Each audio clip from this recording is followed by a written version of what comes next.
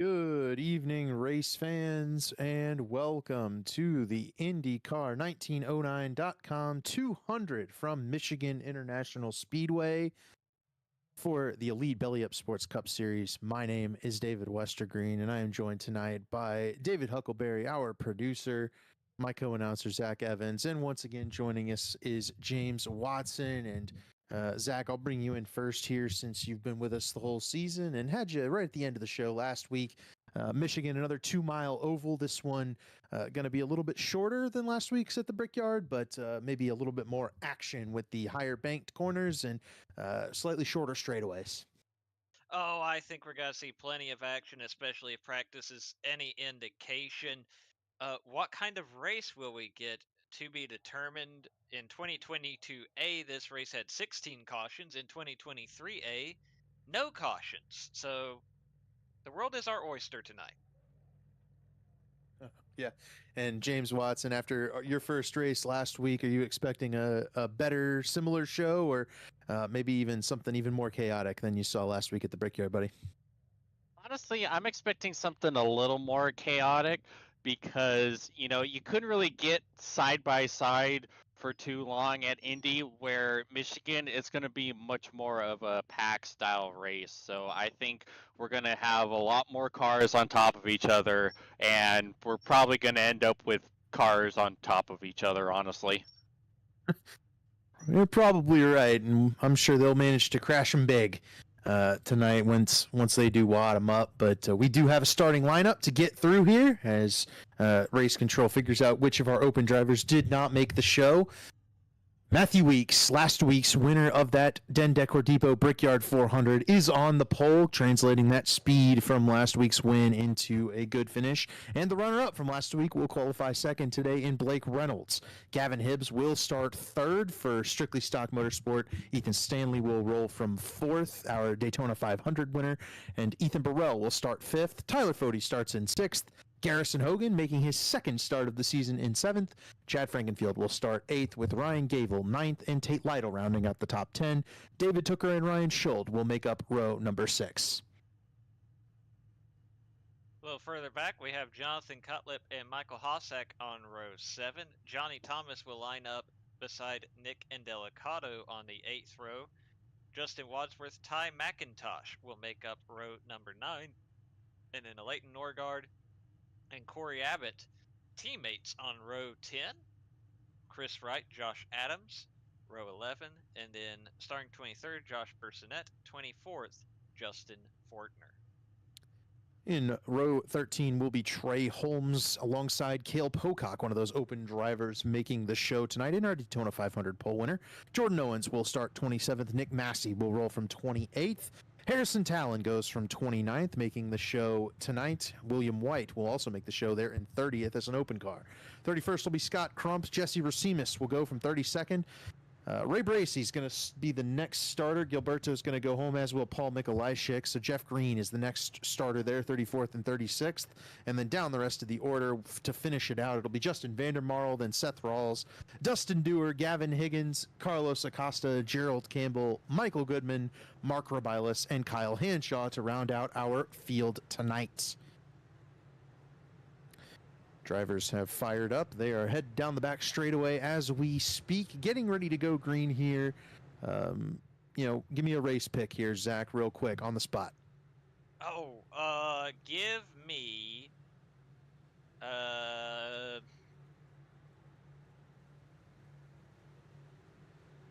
I don't know. Matthew Weeks, back to back. Back-to-back Matthew Weeks. James Watson, race pick. I'm going to go chalk and pick Blake Reynolds. Blake does not have a win yet this season, but a bunch of second-place finishes. He could totally do it. Dave, race pick. Oh, I'll take Tyler Fode. How's that? You stole mine. I was going to grab Ha ha! You gave me a chance. I'll go Garrison Hogan in the 55. Pace car is off. Matthew Weeks and Blake Reynolds, how they finished last week's race, will lead them down to the green flag. They are on the loud pedal. Matthew Weeks fires off, and we are racing. Blake Reynolds already blinking a little bit here as we fired off towards turn 1. Weeks clears from that bottom lane. And and this progressive banking at Michigan is going to make things very interesting. I believe the top will be dominant tonight, but we're just going to let these drivers sort that out. Oh, Gavin Hibbs loose off turn 2. Oh, He's no. still... Hang on to her. Gavin Hibbs does hang on to it, but he'll tumble down the running order. After starting in 3rd, he'll fall all the way back to 22nd, it looks like, on this opening lap. A disaster start for Gavin Hibbs. Boy, that was like 2 saves in 1. Oh. Blake Reynolds is down pit road. Did he jump the start? He jumped the start, I think. Blake Reynolds jumps the start, so Blake Reynolds is going to have some catching up to do. I would not put him out of this race at all. As we've seen a number of those comebacks from Ethan Stanley, I think Blake Reynolds very well could be in this thing, especially if we get an early caution flag. I was about to say, like I touched on before the race, we have gone caution-free in this race before, and if that happens tonight, that is a tough climb for Blake Reynolds. If he gets the caution, sure, different story, but he's going to need it. Yep. Matthew Weeks tumbles out of the race lead after leading lap number 1. It's Tyler Fode to the lead from that 5th starting spot. He'll be followed by teammate Ethan Stanley through to the race lead. Lake Norman taking over 1-2 here on lap 2.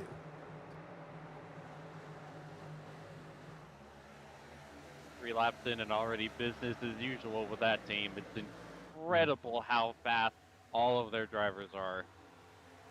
You're absolutely right, James. You know, Brian Gable's one of their drivers right there. He's pulled up into 6th. He had himself a nice little qualifying run. Qualified in 9th, and he's already making his way up through the field. Just behind that battle between Chad Frankenfield and Ethan Burrell on the right side of your screen. Ethan a little bit loose on corner exit there just in front of Garrison Hogan. And that side-by-side battle is allowing this front 3 of the race winners this season to pull away a little bit.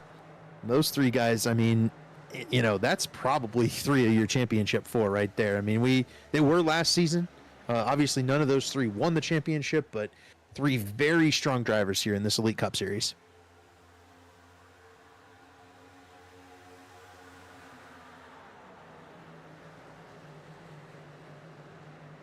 Watching on is the top 5 have gotten a little strung out here, but definitely a little bit of a pack forming behind that. You see right now Ryan Gable is side by side with, I believe that was Garrison Hogan for about the 6th position. Now Ethan Burrell is going to challenge Chad Frankenfield for that 4th spot. Evan Hibbs is the car moving forward right now after falling way back in the field. He was 3 wide coming across the start-finish line last time.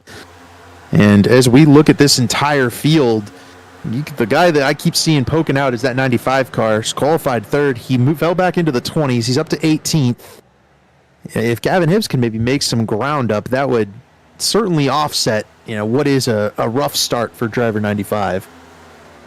Yeah, it was a unfortunate start, but like he qualified really well. It's clear as day he's got serious pace, so his work is cut out for him. But at the rate he's going, I wouldn't be surprised if we see him back in the top 5, maybe within the next 15-20 laps, but provided he doesn't nuke his tires too much. Wonder about the tires from Ethan Burrell's number 37 car here as he starts to fade down the order a little bit, drops behind Jonathan Cutlip and Garrison Hogan on this lap. He's going to try to wrap the outside lane, get in behind Cutlip, maybe even get to the outside of Jonathan Cutlip here on the front straightaway. You know, one thing that might even play to is somebody like Gavin Hibbs' hand here, and I hesitate to say the potential is there. I don't think it'll happen, but the potential is there for a relatively clean, if not caution-free race here. It has happened before, and if that happens, from the conversations I had with several drivers leading up to this race, it's tight on fuel mileage. And I mean tight to make it a one-stop. It really wasn't a concern when we ran this race 2 years ago, but every number I heard didn't start with a 5, and I'll put it like that. There was some talk of maybe with the draft, you can get to 50, but I never heard anybody say the magic number. Interesting. So we do have some potential fuel saving strategies, and you know, Zach, and maybe I'll actually turn it to you, James, first. You know, what if What if you can't make it to the end? You're sitting at 48 laps on a tank right here. Do you short pit this and try and run this thing on 2 stops and try and go at lap 30 and start to plan your race backwards a little bit where you can make 2 33-lap runs here? Or do you try to stretch it out and save and make it all the way there to lap 50? Hitting at every 33 lap, it's a good strategy. It can definitely work. Personally, though, especially if I'm that close on making it for fuel, I'm gonna try to save as much as I can. Like a big track like this, a big pack, it's a lot easier to save fuel than you think. You know, you can run significantly less throttle and still keep up, still keep pace. So I would be shocked if a lot of the cars at the tail end of this big lead pack are not going to be able to make it. Like, I think 2-3 laps worth of fuel, it's doable. At least maybe the first part. If things get spread out here for that second stop, it's going to be a lot more difficult, but I'm just going to say it's doable at this point in time. I think that's probable, that some of these guys will be focused on saving fuel, and that's why you're seeing a lot more single file, I think, throughout the field. You know, we saw some 3 wide earlier in the race, and a couple of these guys are really fighting hard to make up some track position right now, but some guys are, you know, riding, I'm certain, and one of those guys might just be Ethan Stanley. He is backed down a significant amount here.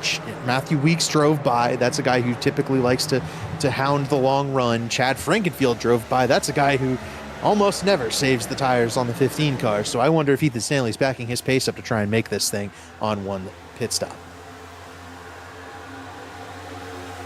Yeah, I've only been here for a little more than 1 race, and I can already tell that Chad is very much not a person to save anything. So he's definitely not going to try to see if he can stretch it to lap 50.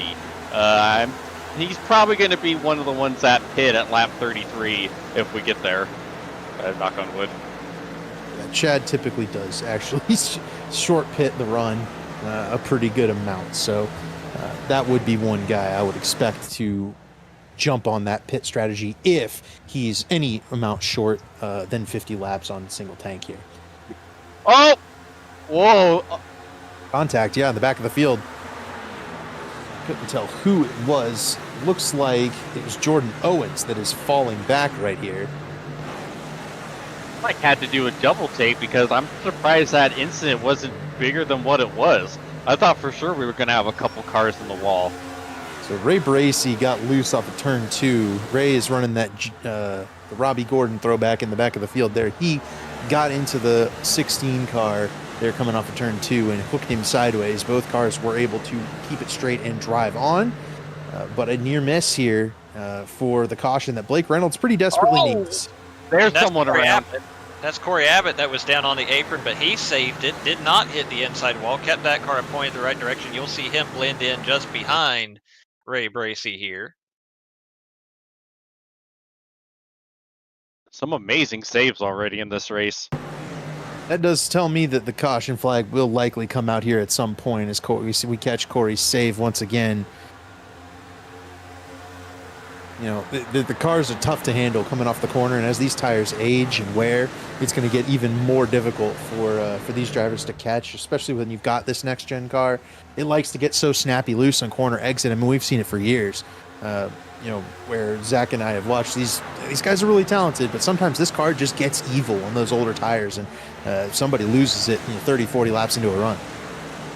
Yeah, and you even saw it on the save. Like, if at first it was just a little wiggle, he gets it straight, and then it snaps on him again. Like, it's such a weird phenomenon with this car. I like to call it the death wobble. You know, when you get that, when it breaks loose that first time, you gotta be really careful on how you try to save it because it can.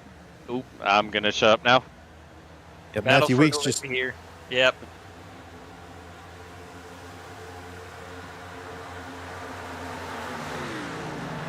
Weeks just drove up and took the race lead from Tyler Fody. You know, Zach, do you think Weeks has been, obviously last week with that passioned interview, he was pretty much expecting, you know, guys to, I guess, not anticipate him to be a factor. You know, he said they were writing him off and stuff like that. And he's up here racing for the lead, and I'm pretty sure every time we've been in an interview with guys like Tyler Fode and Blake Reynolds, they've shouted him out as one of the better guys for saving tires and stuff. I mean, it feels like Matthew Weeks is just running a prototypical Matthew Weeks race here so far. Oh, for sure, but now he's in that awkward spot where these guys are going to be able to draft off of him. And, well, I say that, and Chad Frankenfield's going to run up the hill, and I'm sure Tyler Fode didn't love that as they go through turns 3 and 4. Also, I think I saw in the backstretch maybe Ryan Gable got into the wall a little bit, still trucking in that 01 car, but we're starting to see him mix it up a little bit more here. I think the urgency is ramping up just a little bit, which I find odd at this point in the run. A guy that I've kept my eye on since he nearly spun in the very first corner of the race is Gavin Hibbs. He's got that urgency meter ticked up all the way to 100% in that 95 car. He is rocked all the way up to 11th spot here, just in front of Ryan Scholden, just behind a brand new paint scheme for David Tooker in that 19 car for Pro Edge. Gavin is making his way back forward. That's about 10 or 12 passes already under green flag conditions. This 95 car is very quick. Just a shame that, he lost that track position so early on. Yeah, it's not necessarily a bad thing, though. I feel like having an idea on how your car is working in traffic and whether or not you can make moves, as we see another big save down under the apron. I think that knowledge of knowing how to get by people, how to make passes, is going to come in real handy for Gavin here towards the later part of the race.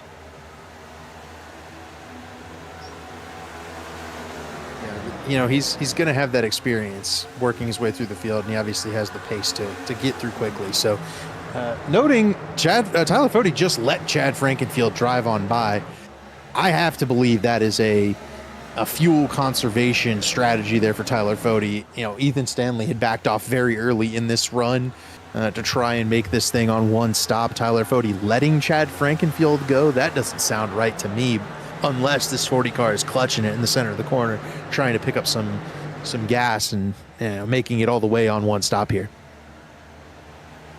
Probably a little bit of that, and just when you have someone as aggressive like Chad, oftentimes you just go, all right, you're driving it a little harder than what I want to at this point in the race, so you just go on and go by.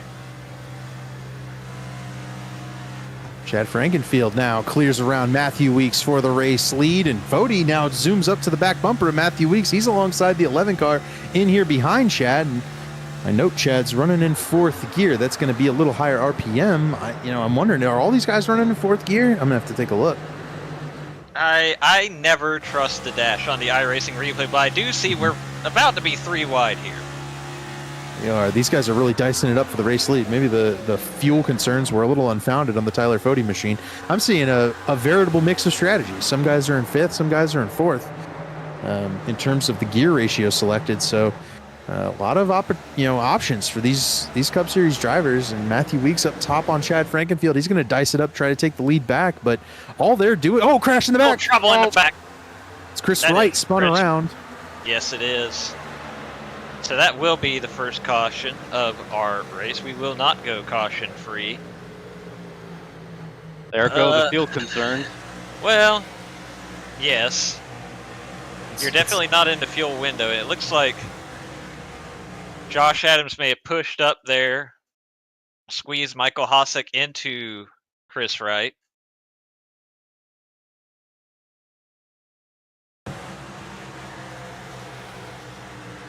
Getting another look here on the Revelist Photography replay machine, and they're 3 wide here, and yeah, the 22 just walks up the hill into the 24, who had nowhere else to go. The 9 was to his outside. The 9 had gone about as far right as he could without hitting the wall. Just ran out of room on the exit of turn 2 there.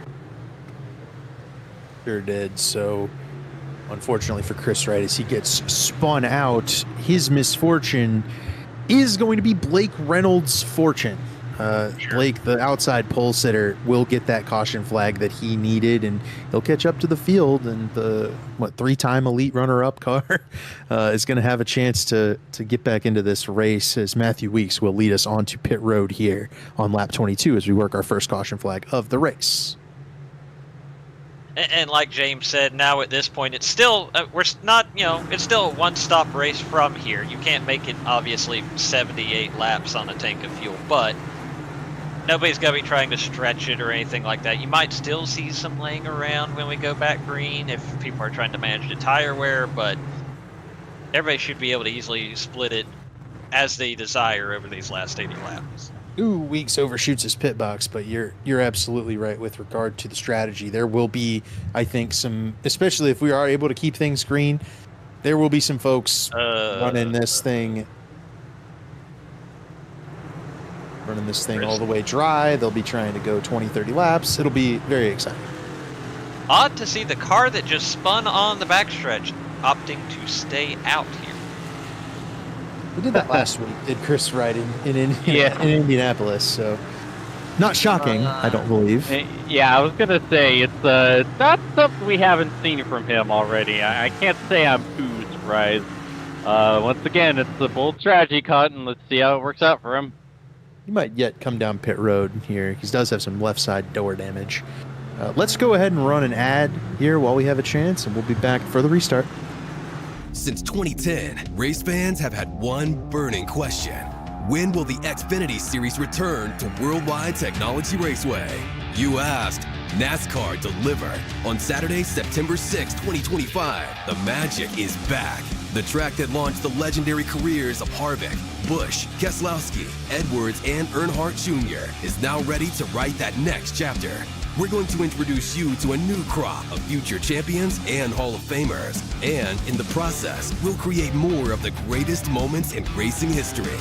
NASCAR Weekend 2025, the NASCAR Cup Series Championship Playoffs, the Confluence Music Festival, and now 250 miles of the NASCAR Xfinity Series. 2 incredible races, 1 challenging track, a 3-day party of epic proportions. Go to www.raceway.com and lock in your weekend racing and camping packages for as little as $20 down. Welcome back to the IndyCar1909.com 200 from Michigan. Chris Wright did head down pit road as we suspected he might, and that'll turn the lead over to Chad Frankenfield, who won the race off pit road. Tyler Fode will restart second, Ethan Stanley third, Matthew Weeks fourth, and Ryan Gavel will restart there in fifth with Jonathan Cutlip alongside him in row 3. Let's see if we can get iRacing to cooperate on our end here. I know the cars are blinking on us here. They are all still on track on my end at the very least. Some housekeeping there. And I don't know if we got the message on who caused the yellow. Haven't yet. I just sent a message out to Shay and see if he's going to put it in. We'll see if we get that, and we'll let you guys know what race control has decided for the yellow flag later. Pace car is off. Chad Frankenfield leading the field down to green here. He gets us to the restart zone, and he fires off. And the Lake Norman guys do not go up there at the front of the field. It was a bit of a sluggish start for Tyler Fode and Ethan Stanley. It allows Matthew Weeks to clear up to second spot, and Jonathan Cutlip's going to be diving after that 91 car on the inside, but now Ethan Stanley cuts underneath Tyler Fode in turn 1.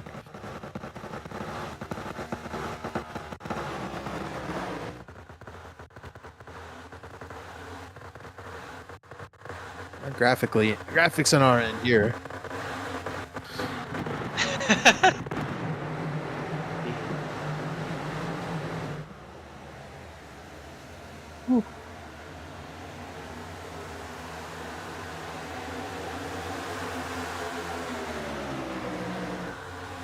Understood. It seems to have settled down now, and nice to see no one having to make a big save off a turn 2 like we saw in the opening lap. Those guys were able to make things clean here. still clean down the back straightaway. Jonathan Cutlip up to P4 in that 5 car. I'm waiting for him to get in here and try to fight for this thing. I have my personal camera on Blake Reynolds. I'm just seeing the moves he's making right now in traffic now that he's been caught up. He just got 2 cars there in turn 3, and he's probably going to get another 2 going through 1 and 2 right here. I mean, Blake Reynolds is on a mission right now after the early start jump issue for that 66 car, and I'll keep my eye on him. I'm sure he's moving up. Meanwhile, up front, Matthew Weeks is sizing up Chad Frankenfield for that top spot. Then you've got Tyler Fody in 3rd, Jonathan Cutlip 4th, and Ethan Stanley in 5th. Here comes Matthew Weeks to the inside of Chad Frankenfield. Can he grab that top spot? He will move Matthew Weeks to the top of the scoring pylon.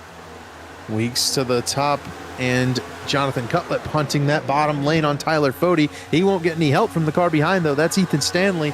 Stanley, though, I think is just not as comfortable as he usually is. It doesn't seem like that 91 car has that like super speedy bite that we typically see out of it. But here come Cutlip and Fody. They're going to go 3 wide with Chad Frankenfield down the back straightaway. Oh, that's tight. That's got to be a bold. I know it's wide here at Michigan, but especially this early in the run. But it looks like Jonathan Cutlip's got to be able to clear in front of Chad Frankenfield here out of turn 4. And now he's just side by side with Ethan Stanley, who does pull out ahead. Racing incident, no tally, the ruling on the first caution of the evening. There we go. That's not what we saw, but you know, that's why we'll allow race control their gratitude. Scott Crump is loose on the back straightaway, 90 car sideways. He'll have to go to the apron to catch it. Saves it. Nick Indelicato is turned up the wick on Blake Reynolds. That's a pretty ferocious battle, as too is the race lead battle as Tyler Fody hunts after Matthew Weeks. Weeks able to clear, dumps some dirty air onto the nose of this 40 car. Ethan Stanley jumps to the inside. They're 3 wide for 4th behind. Gable to the outside. He's the one who will get the benefit. Ryan Gable up into the top 5. Big move by Ryan Gable there, and it kind of started with Chad Frankenfield and Jonathan Cutlip getting crossed up over each other out of turn 4. Meanwhile, there you see that 3-way battle for the lead still raging on. Matthew Weeks has the spot at the moment. Oh, blocked by Matthew Weeks. Going into turn 3, Stanley jumps to the outside. That might throw off that entry to the corner, and Stanley not able to gather that momentum up top. He will get some help from his teammate. Now here comes Tyler Fody to the inside. Man, that was a bold move from Weeks on that. I wonder if... Well, go ahead, Zach. I was just going to say, let me tell you, we were talking about that fuel mileage before the start of the race. You can tell it's not a factor anymore because these guys are really racing much harder after this restart. Oh, yeah. There's a lot more of that. There's a lot more sliders being thrown, and you'll note that pack back there's 3 wide. One of the things that Blake Reynolds just did was make that a pass on all 3 cars that are 3 wide right now. So that was something. He's up into the top 10 if he clears by Ryan Schold, which he just did. So just reporting in here, you'll notice on the scoring pylon, Scott Crump all the way down in 40th. It looks like there may have been contact between him and Jeff Green on the backstretch about 2 or 3 laps ago, and it sounds like that has given some wheel damage to the 90 car. Not enough for a meatball, but certainly hurt the performance of that entry. Yeah, Scott's not, he's had a decent start to the season, but he's not been thrilled, I don't think, with his start overall, and he's looking for a good run, and so this won't help him. He's going to need a caution flag to come in and get that 90 car patched up.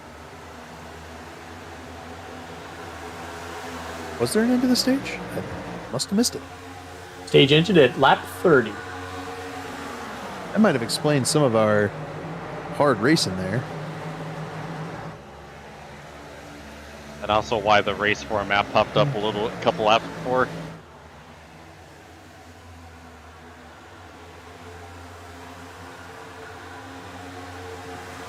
Yeah. Matthew Weeks won the stage, by the way. Sorry, we weren't aware of that one. Whole lot of things going on in this race. Oh, We got We one were off too busy tight without watching turn. the- Hold on, Jeff Green just harded to the wall out turn 4. Oh my goodness. What a lick. So that's going to be our second caution of the evening. I'm going to go out on a limb and say that car will not be partaking in the rest of tonight's festivities. I think that race review just took care of itself. So we'll see. Was there contact out of 4? Yes, there was. Ooh. Jeff Green pays the price after that contact with the 25 of Seth Rawls. On board with Jeff. Traders Brewing number 2 takes a heavy lick on that inside wall.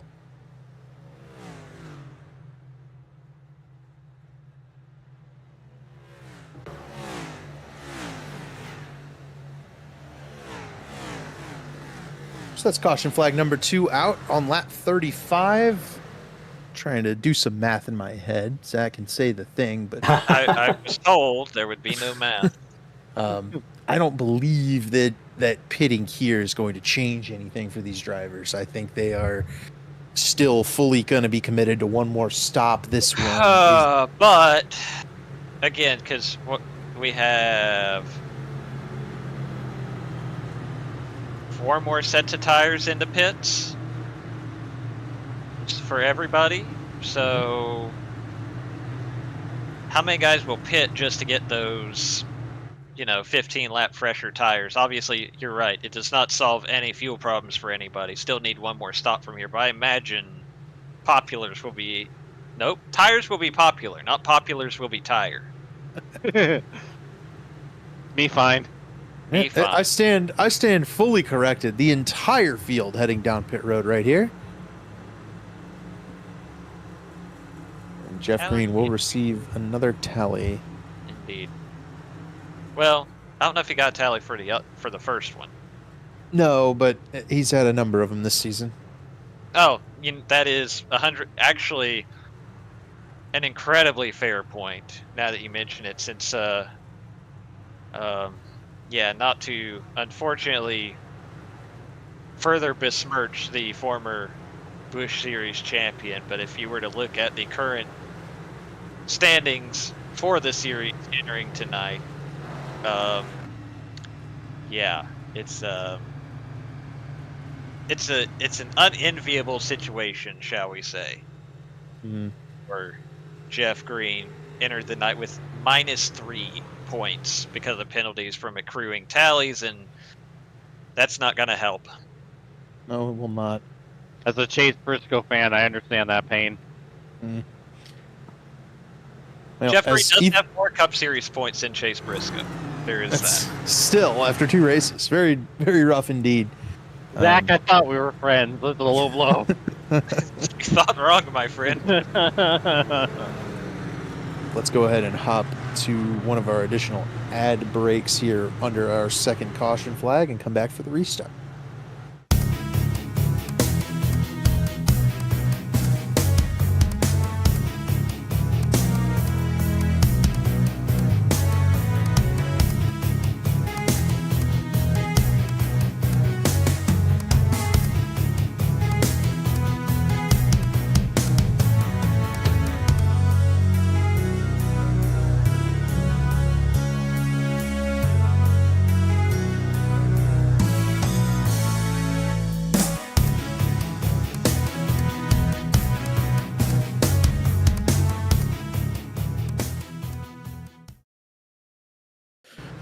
Welcome back to the 1909.com, IndyCar1909.com, 200 at Michigan. Ethan Stanley, the race leader, after everybody came down pit road, and I believe everybody took 4 tires with one exception that I can tell, and that's Justin Vandermarl, who has shot up to P5 in that 80 car. Painted like SVG's Cup Series primary this season, so good for Justin. I think there's definitely going to be 2 right sides on that 80 car. We'll see if he can hold it up there. He had a really good run a couple of weeks ago at Kentucky, finished inside the top 10. Justin's pretty good at these big mile-and-a-half tracks. Won at Atlanta.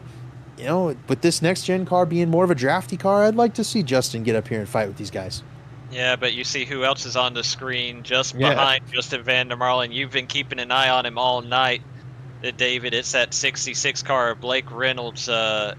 He's got to restart 7th here. He's right back in the mix. Some of the passes Blake Reynolds was making, I wasn't even sure how it was happening. He was going around guys that I find very quick in this series, and he was flying around them like they were standing still. Pace car is off.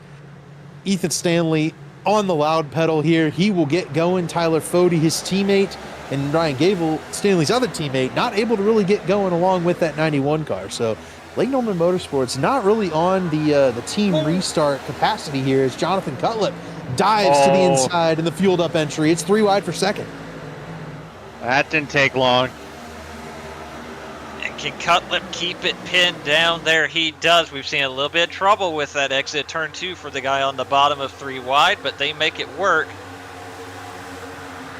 Jonathan Cutlip down to the inside again on Tyler Fody. This 3 wide battle stuffing up Justin Van der Marle and Blake Reynolds. Cutlip able to clear Fody, but here comes Ethan Burrell 3 wide with Cutlip there on the middle. That's very tight. Tate Lytle's on the apron behind. Van der Marle's getting swallowed up by the field here. Outside lane's the lane with the big push. It's Gable coming back to Ethan Stanley. Man, you cannot put a piece of paper in between those cars coming onto the front straightaway. But then again, why would you want to? Yeah, the tighter these guys run up to the top of the wall, the faster this draft seems to go. And you can see just, it almost looks like when that Gen 6 car at Daytona, when they would get single file up by the wall, it seemed like no one could pass. It's kind of what it looks like on the straightaways here in Michigan. Oh, sideways! Mid-pack, Ty McIntosh is around on the front straightaway. Yellow flag is out. I didn't catch which white car that was that spun around and collected Ty. I'm afraid that was Nick and Delicato. That may have been Shift Esports on Shift Esports violence. Oh, it definitely was. Nick making his return to the Elite Belly Up Sports Cup Series and unfortunately collects his teammate. Looks like Ty might not have too much damage. I think he just went to, what'd you call it last week, James? The Tony Kanaan School of Landscaping? Yep. Tony opening up a new branch here in Brooklyn, Michigan. Yep, Vice versa boy. We'll have to see how much damage Nick and Delicato got from that here on the Revelis Photography Replay Machine. I've got news for you. It doesn't matter. He's already disconnected from the session. Oh, Oof. so a lot. So either it was a lot or it was enough for to warrant the disconnect. I don't know that that's a whole lot of damage. I don't think he got hit again. Surely he got hit again if he already disconnected. Nope. No. Yeah, I was going to say, I was very surprised this incident wasn't bigger. The fact that he had pretty much half the pack going by. I was impressed that no one else got collected.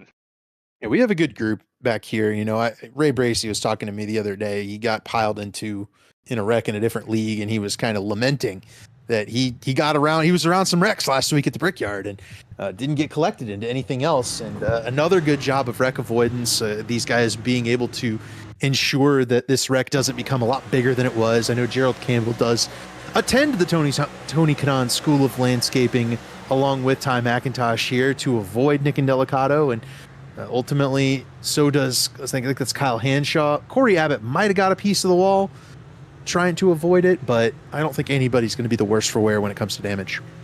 Yeah, thank goodness iRacing hasn't modeled in realistic grass physics to the splitters of these race cars. Because, oh boy. I'm with you on that. Sometimes fake race cars are better than real race cars in that aspect. A few down pit road from the back of the field, like Chris Wright, Corey Abbott, some of the guys who really don't have anything to lose by coming down pit road. And while we had him on the screen there for a second, how about Marker Bilas last night? Very nearly captured what would I believe be his first elite racing win. He ultimately fell just short to Tommy Ryan in the ARCA series at Talladega. Zach knows all the Mark stats. Bilas. Yeah, that was actually a conversation point here in the booth before the race, and it was his 4th podium finish across all of the elite racing leagues. And you're right, he is winless. That would have been his first win, but still, 4th podium finish and first in about 2 years.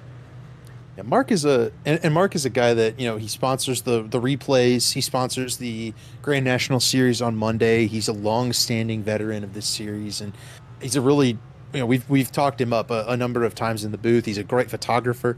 I believe he photographed at the Super Bowl. Like, this guy is a very well credentialed photographer, and to have him racing in the league, he's not the fastest driver. He's not always going to race up there like Blake Reynolds and Tyler Fode and these guys, but it's always a pleasure having him in the league, and to be able to do a quick spotlight on him, especially after a really good run last night, is really awesome. And you always know if he's there or not when you're coming out of turn 4. He says, "What? Time to die." Right? He does. Yep, he sure does. Mark, one of those that expects the worst coming into these races. 3 cautions in 43 laps. I don't know that he's gotten the worst yet, but I imagine that the intensity is going to start picking up as these guys get a little antsy pacing around under caution. Yeah, and we're still not in that window of being able to go all the way on fuel from here. I think all this has done is just increase that intensity, because you went from we're gonna split it 40 and 40 to now we're gonna split 35 and 35. Now it's gonna be almost 28 and 28. It's getting closer and closer to 2 sprints rather than a couple of fuel runs you really have to manage the tires on.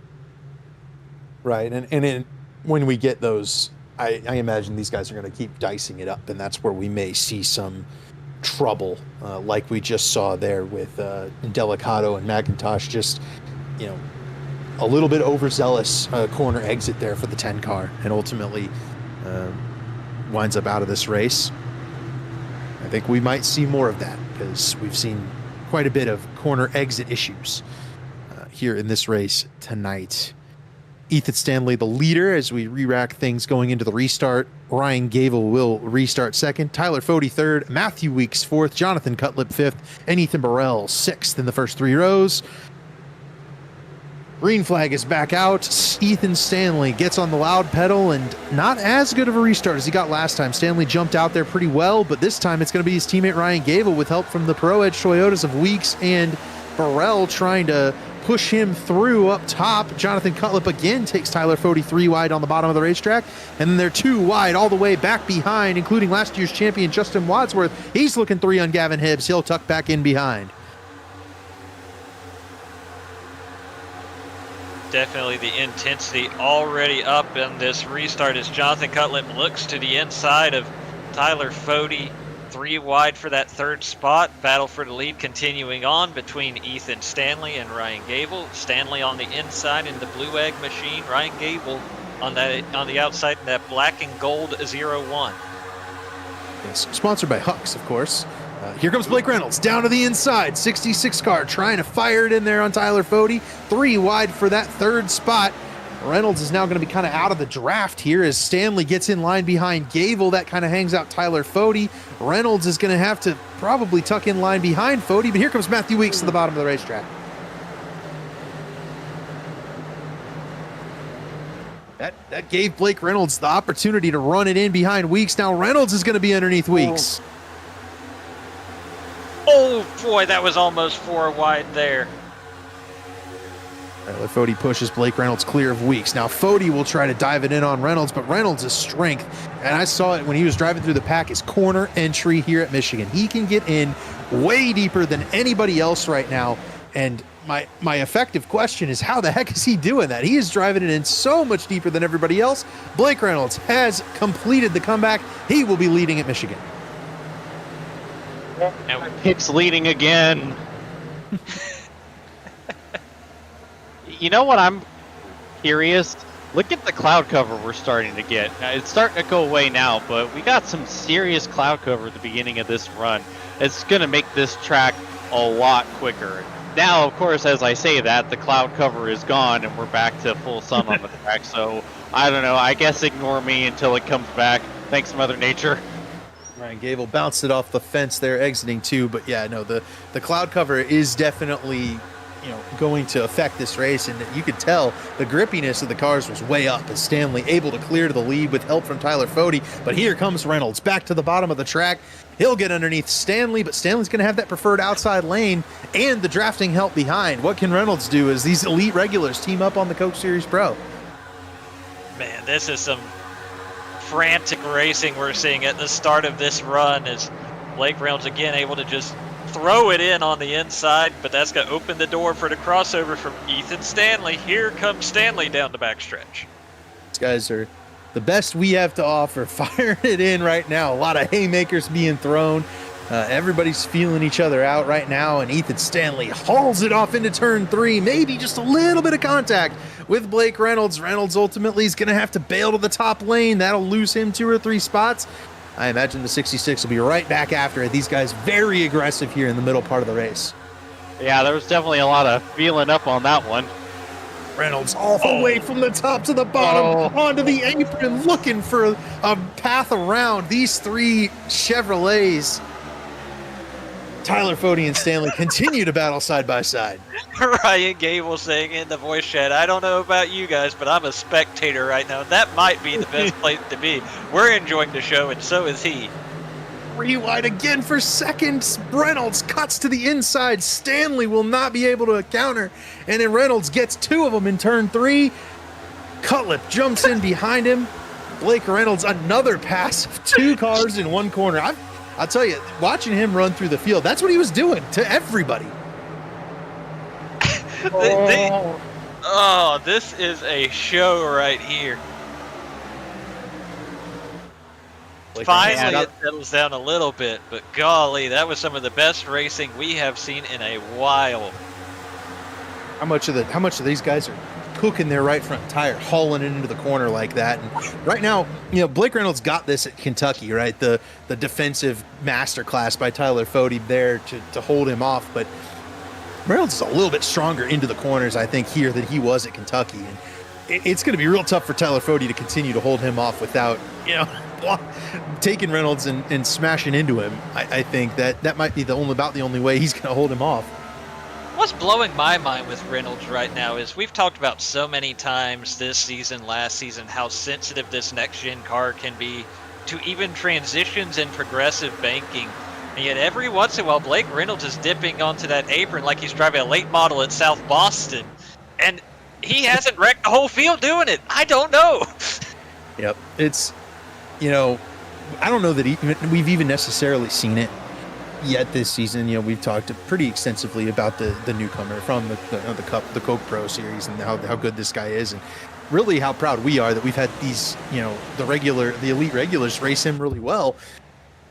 I'm seeing some things I have not seen any of our guys do in this race, and I'll try to stop just buttering him up here, and but it's really quite impressive as Jonathan Cutlip fires it in. He'll grab the race lead in car number 5, and for a guy like Jonathan Cutlip to be running in this pack at this pace, it's a matter of time before that 5 car ends up in victory lane. But it's been a couple of seasons since he's won a race.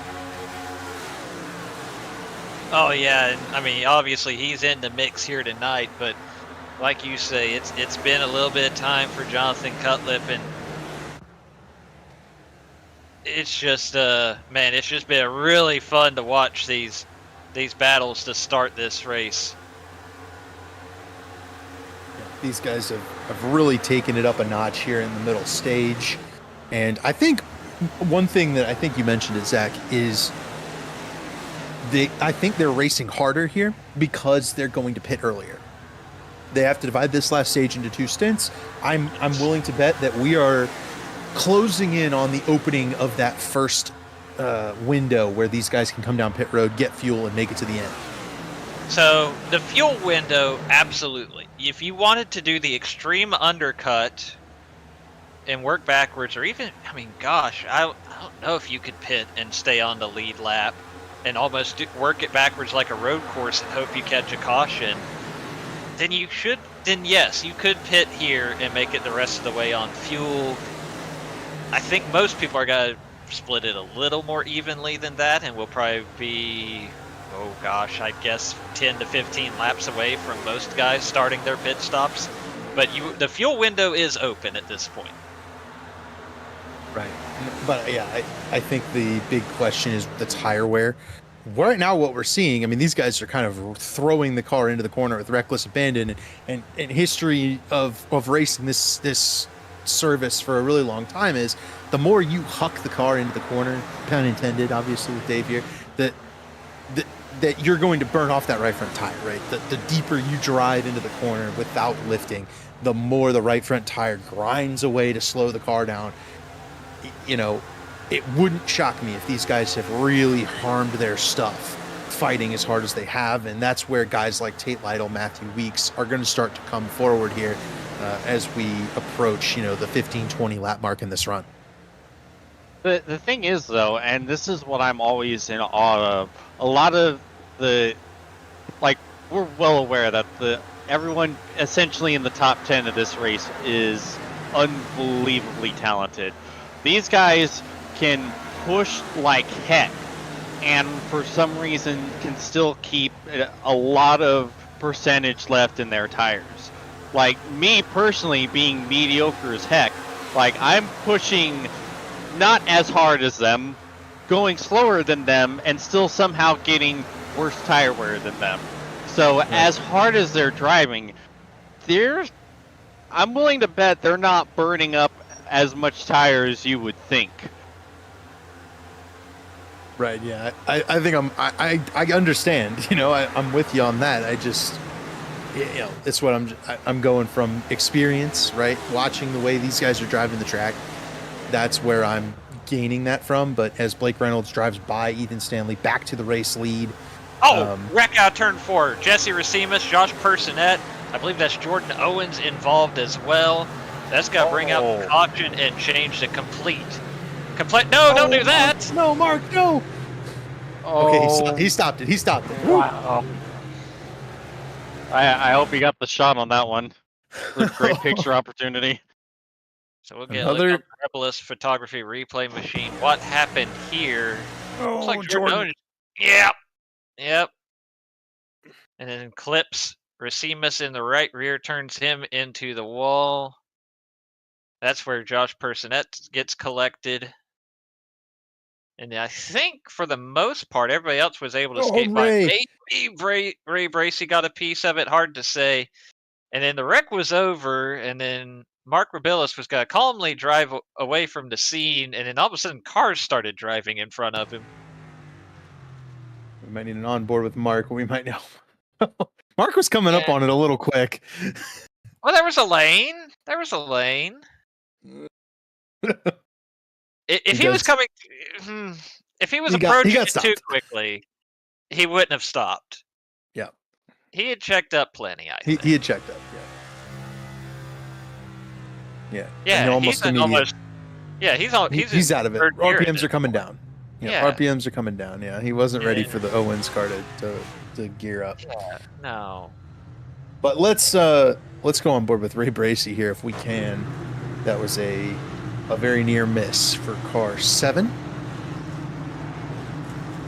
It's an obvious tough break for Jesse Racimus, Jordan Owens, and Josh Personette there to get collected. Everybody else was able to jump to the bottom and avoid this thing.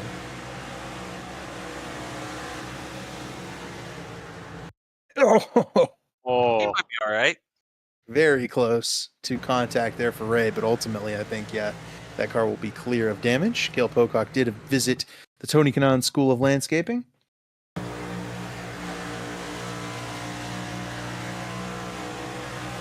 Might be a good time to work in any ads we haven't covered yet. Yep, I would say, I think it's our ad reads that we need to toss in here as pit stops complete. Ad reads? Okay, I can do ad reads. Blue Egg Marketing. Rev up your business with Blue Egg, your marketing pit crew. Turbocharge your lead generation with experienced drivers that can navigate the competitive track to connecting with your customers. With Blue Egg, you're always in the pole position, leading your brand toward victory lane. Don't spin your wheels. Accelerate success with Blue Egg, fueling small businesses to win big. Worldwide Technology Raceway. Tongue-tied. Worldwide Technology Raceway is a motorsport racing facility in Madison, Illinois, just east of St. Louis, Missouri, close to the Gateway Arch. Features a 1.25-mile oval that hosts the NASCAR Cup Series, NASCAR Craftsman Truck Series, and the NTT IndyCar Series. A 2-mile infield road course used by Speed Tour Trans Am, SCCA, and the Porsche Club of America. A quarter-mile NHRA-sanctioned drag strip that hosts the annual NHRA Mission Foods Drag Racing Series Midwest Nationals event, and the Kartplex, a state-of-the-art karting facility. And our race sponsor tonight, of course, is IndyCar 1909, IndyCar 1909-IndyCar, past, present, and future. That's it, guys. So Blake Reynolds won the race off pit road. Do want to draw our attention to that 22 car lining up P4, 2 tires for the 22. Interesting. Did not work. It did not work particularly well for Justin Vandermarl. He fell from, I think, restarting 5th to about 25th. Maybe Josh Adams can make it work a little bit better. I think there are even more laps on the left side tires than there were for Vandermarl as well.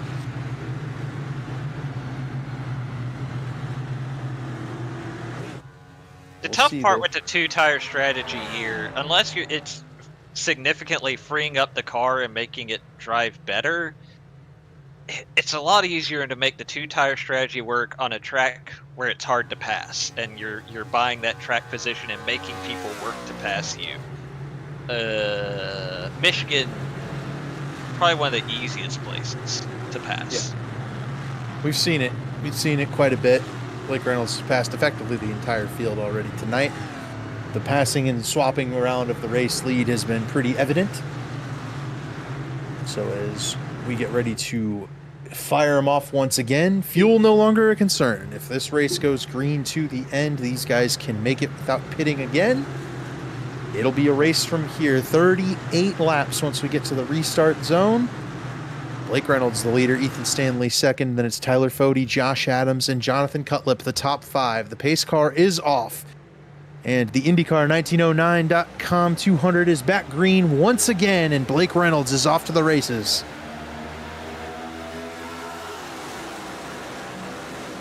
And we'll see just how crazy this restart gets. It could be from here to the end. Fuel no longer a concern, but 39 laps could be quite a while for these tires. Yeah, quite a while for the tires, quite a while for this racing. 3 wide from about 10th on back between Wadsworth and Frankenfield. They're door banging down the back straightaway. Our Wadsworth and Frankenfield up front. It's Ethan Stanley going after Reynolds. Reynolds will hold off Stanley going into 3. Adams is able to hold his own so far with those 2 tires, and they're 2 wide from 5th on back. Chad Frankenfield hitting on turn 4. Wadsworth is in it. Is anybody else? Yes. White. William White's in it. Quill Pocock got a piece. Caution out again. And that was that battle I mentioned down the back straightaway. Chad and Wadsworth had bounced off each other a couple of times. I assumed this was going to be on that corner exit issue, and yeah, Wadsworth just came up the track a little bit, got caught into Chad. Was Wadsworth going to hit the pit wall? I think he is. Pocock gets Chad there.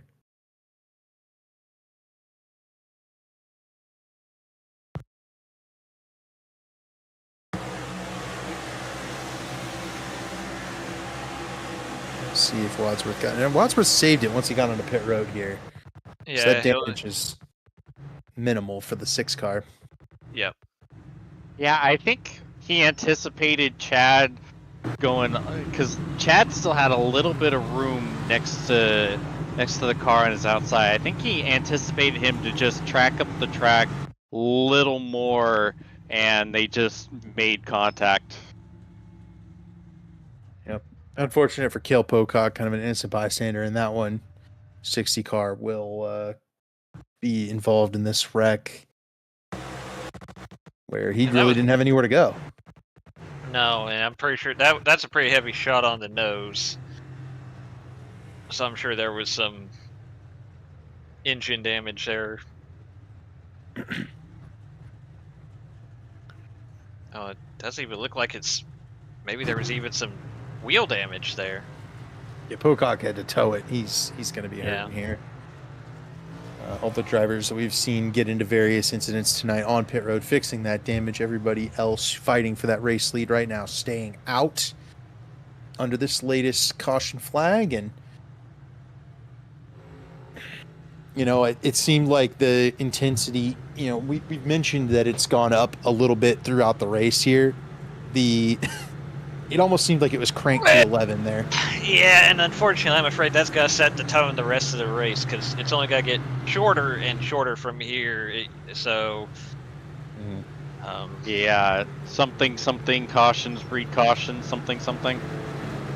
Yeah. Kelly issue to the 6 of Justin Wadsworth for that incident.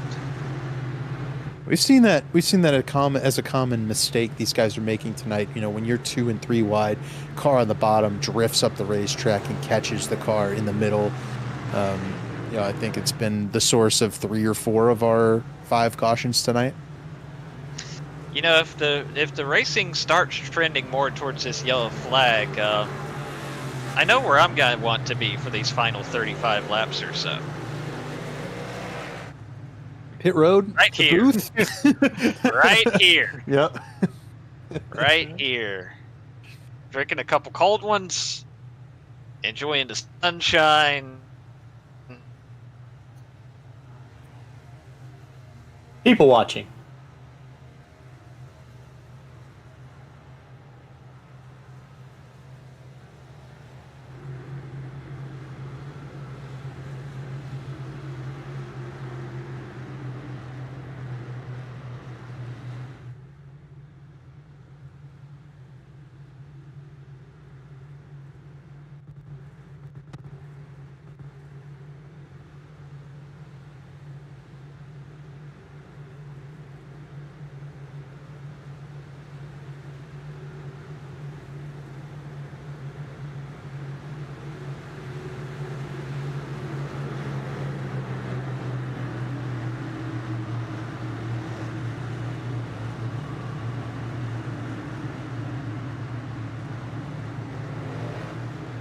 All right, we've had some gremlins here.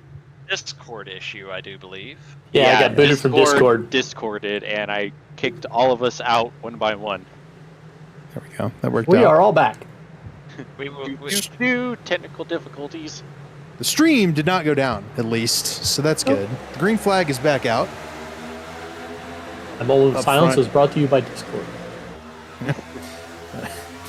Blake Reynolds got out on a big restart here. They're 3 wide for 3rd between Weeks, Adams, and Cutlip. Side by side for 2nd between Fody and Stanley. They're chasing after Blake Reynolds right now. Weeks sideways on corner, exit a turn 2. The 11 car is going to lose a lot of track position. Weeks has got to fall way back here. Continues to fall back on the back straightaway. Up front, Blake Reynolds still leading the way, but a hornet's nest behind him. Entering the picture for the first time today into the top 5 is Tate Lytle in the 56 car. And, almost contact between Fody and Cutlip as Fody tries to side draft that 5 and bring him back. Ethan Stanley rockets down to the inside for the race lead. And my, for Tate Lytle, what a Kevin Harvick-style race he has run so far today. Just kind of kept it quiet. Garrison Hogan just about wrecked Ryan Gable. And then all of a sudden, money time, and here's Tate Lytle in the top 5. Well, it may be money time for Tate Lytle in the top 5, but Blake Reynolds and Tyler Fody were almost on the apron there on the backstretch. Definitely, I mean, we keep saying it over and over again, but the intensity just ratcheting up further and further as we close in on 30 laps to go. Yeah, we're up near Gavin Hibbs level we're up near Gavin Hibbs level of intensity at this point. He's rebounded up to 7th after that first lap slide. Fighting Garrison Hogan right now. Fody's underneath Reynolds for the lead. Here comes Cutlip. Look into the bottom. 3 wide for the lead.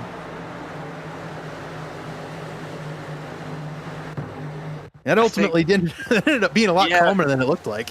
Right? Yeah, Reynolds, I think, thought better of that and just backed out of it and tucked in behind Cutlip, and probably for the better because it's allowed him to stay glued to the bumper of that 5 car down the front stretch.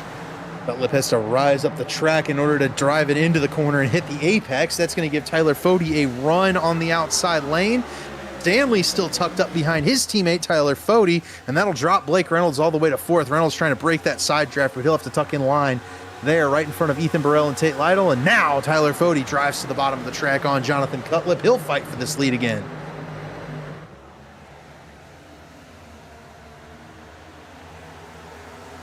Cutlip just gave Tyler Fody the Tyler Fody treatment there. Ran the outside lane really effectively. The problem for Jonathan Cutlip is there's 2 Lake Norman Chevys he's going to have to fight against right here in order to keep this lead. And Ethan Stanley giving the little air bubble draft to Tyler Fody. Shoots that 40 car out in front of Jonathan Cutlip. And that'll be another lead change for this Elite Cup Series race. These guys have really been throwing it around for the lead tonight.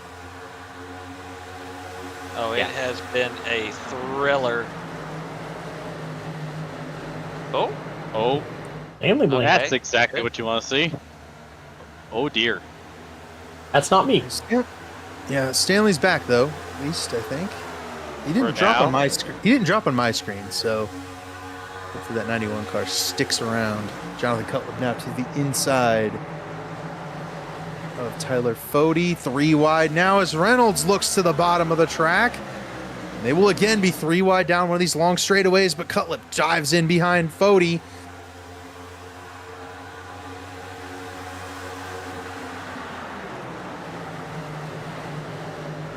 And they have been out at this from roughly lap 20 on.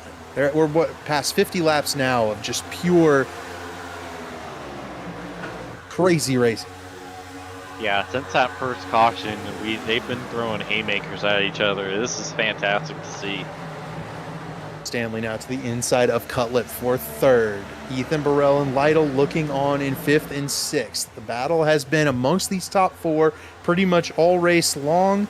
If you're wondering where Matthew Weeks is, that car slid sideways on the last restart. He's back in 13th, fighting his way forward. Reynolds hunting after Tyler Fody here as we approach lap 73. It'll be just 27 laps to go here in the IndyCar 1909.com 200. The battles for 3rd between Stanley and Cutlip continued side-by-side racing between those two.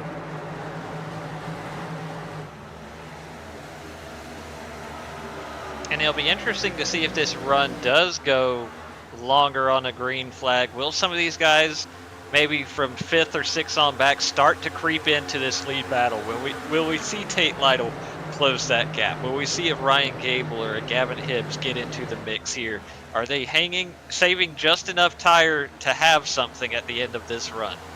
Yeah. Right now, the battle is between these front two, man. Tyler Fody and Blake Reynolds, they threw haymakers all race long at Kentucky earlier this season. They've done it again all race long today. Reynolds to the inside. He fires it in there and give the clean air to car 66. Tyler Fody's going to have to work to get back around the former Coke Series driver.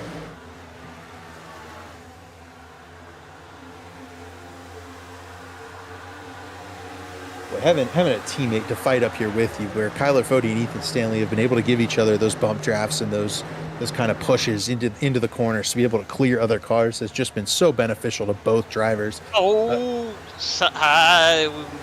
I think we're no, we are not good. Caution. I did not see. It was a red and white car, which I know does not narrow it down. I did not catch. That is a red and white car. That is Kyle Hanshaw in the 46 car, I believe.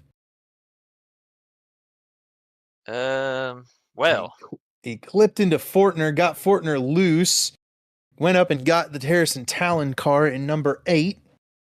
I think Fortner saves this, I believe. I don't see that he lost any spots. this is going to be a tough one for Shea Mitchell and race control, because you could see those seams in the pavement here at Michigan, and the 46 definitely comes up off that first seam a little bit, but the 26 crosses over that second seam a fair bit too. Gotta be an interesting call.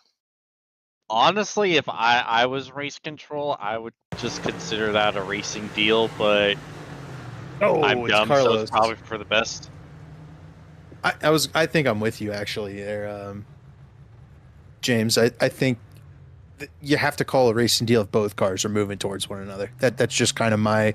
I'm not going to try and, as Zach says, right? I'm not going to go out and get my protractor out and figure out the percentage of which each car moved over to try and say, well, the 26 moved over a lane and 3/4, and the other one moved over a half a lane.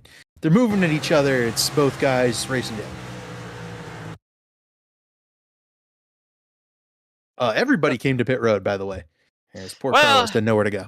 I figured that would be the case getting those tires after, what was that, about 20 laps on that? Well, maybe closer to 15, but long enough run to justify grabbing some new Goodyears. They leave pit road the way they came in, with one exception. David Hooker, I believe, is going to take 2 tires and jump up into the top 5. Josh Adams had fallen down a little bit, but he's still in the top 10. So it had worked out for Josh Adams to gain some track position, I believe.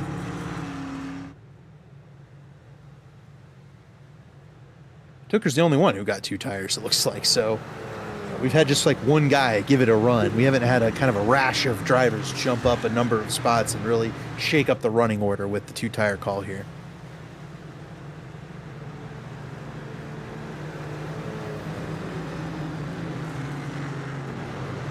Yeah, I think the fact that we have so little of the race left to go, you're definitely a lot more likely to give that 2-tire call a little more consideration. Tally issue to the 46. Oh. Shea Mitchell saw it differently than us, gives it to Kyle Hanshaw, and I do wonder if he got a little bit of negative feedback from some folks regarding the racing deal call between Adams, Hosack, and Chris Wright early in the race, and has kind of adjusted where, we have this tally system. Blame gets assigned to each caution, and, you can appeal that tally. Well, Kyle Hanshaw can go appeal that tally. They'll put together a video package for the admins of the league, and the admins will go in and take a look and ultimately vote whether that tally is justified or not. That's one that I think Kyle Hanshaw could probably get taken and stricken from the record books. Speaking from personal experience, video packages work better if you put fly-by-night in the background.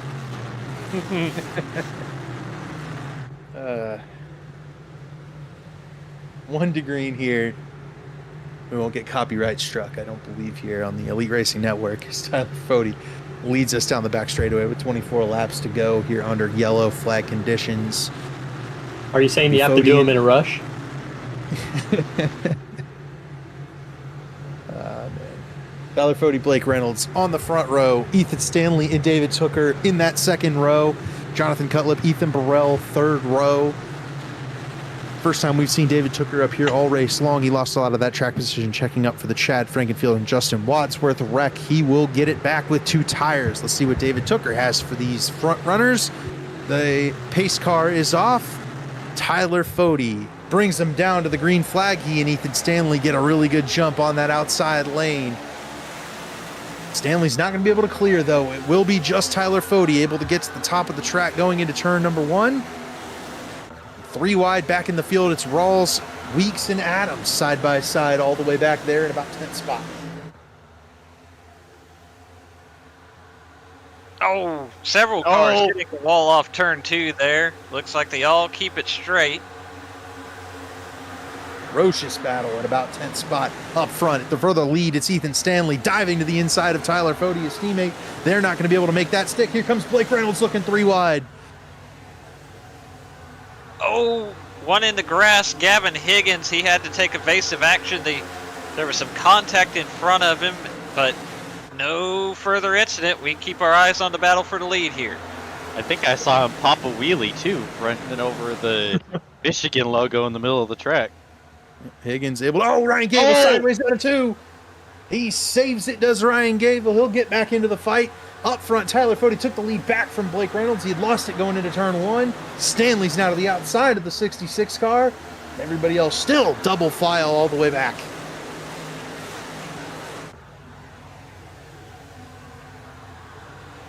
I'm just letting you guys enjoy it a little bit too. This racing has been absolutely spectacular tonight. Plus, we need to catch our breath. Yeah. Reynolds to the inside. Fires it in there on Fody. He will not be able to get it, but he clears Stanley. They're single file first through third. Stanley cuts out of line to go after second. With the pack flying by there on the back straightaway. Fody leads Reynolds, Stanley, Burrell. Mojo! Ray Oh, Brady that- around in turn 4. Dustin Dewar collected as well. That will be our 7th caution of the evening. Third caution where a South Shore Ford has been spun around. Meow. Oh, Van der Waarl's going to get into the back array here. Yep. Huh. Almost the fabled Oh. triple tap. Trey Holmes, nowhere to go. Dustin Dewar, nowhere to go. Could we Boat. rewind that? Yeah, we might need to go back a little bit further. That almost looked. I don't want to make accusations. Yeah. Let's not. Yeah, Okay. they are beating and banging. So yeah, maybe right about here is a good place because we're gonna start with Bracy goes to the bottom here. They are bottom of 3 wide.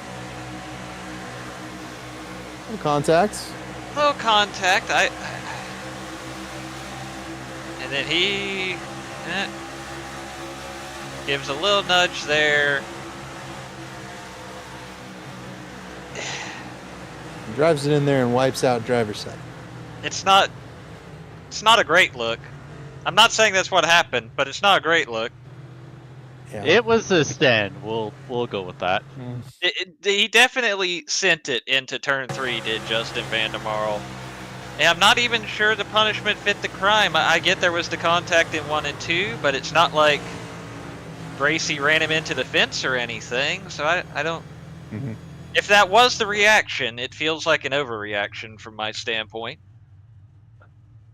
I'm with you there. I'll hold off on saying anything else as I own the 7 car. I'm definitely biased.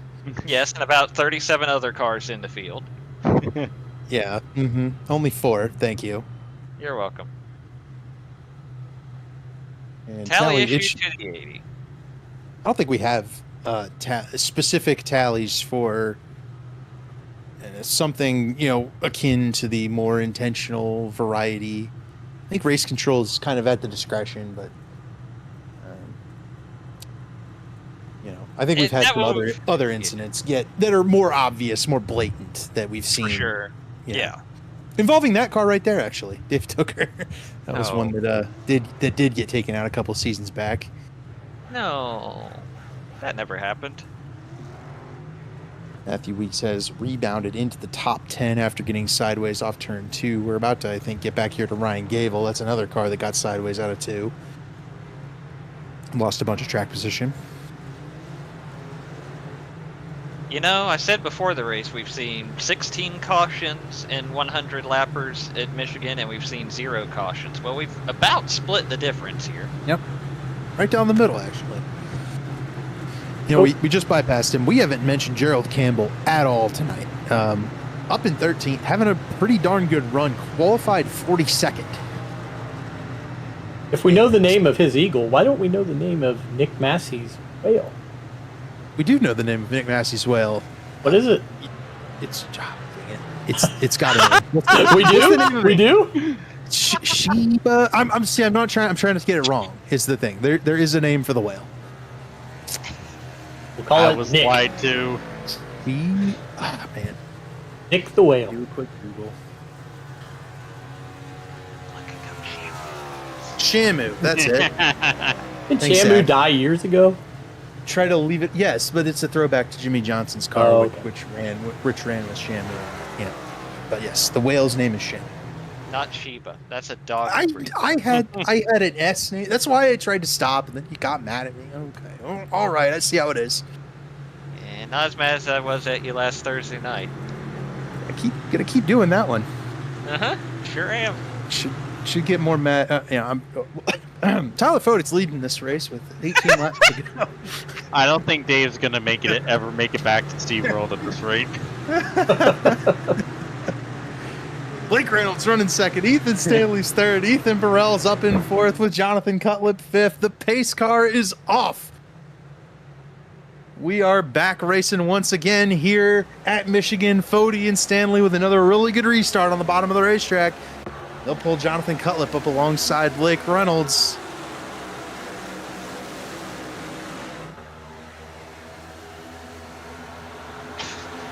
No crazy three-wide moves here in the front of the pack this time, entering turn one. Yes. Yeah. Let's see if these guys can make it a couple of laps before they start throwing those kinds of haymakers. I give it about half a corner.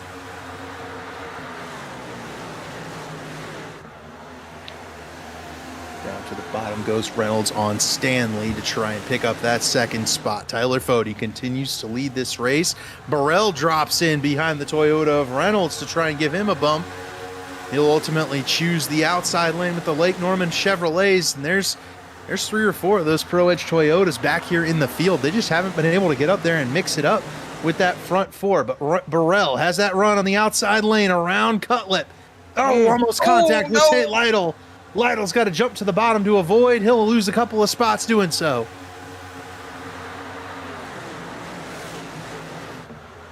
Three wide right there on Lytle, Hogan, Tooker, Weeks. That whole group is really, really tight. Whoa. I know it's not particularly insightful when all I do is laugh like a school child, but Ethan Stanley hanging it out against the outside wall there. He made it work too. He got the run on the outside and cleared by Reynolds. Stanley able to hold off for P2 right now. Reynolds back in third. Massey cranks the wall coming off of turn 2. Everybody scatters to the bottom. Shamu got a little bit of a bruise. And Donald almost got a beak job from it. Yeah.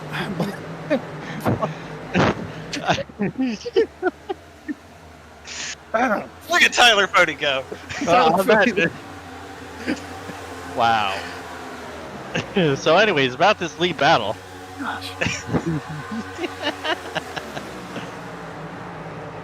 Up to the outside to try and get a run here. These guys have singled out effectively, and makes me wonder if they're going to try and save their stuff for the end of this race. There's still 14 laps to go. Oh, big block in the midfield. William The White navigational beacons are confused for Donald now.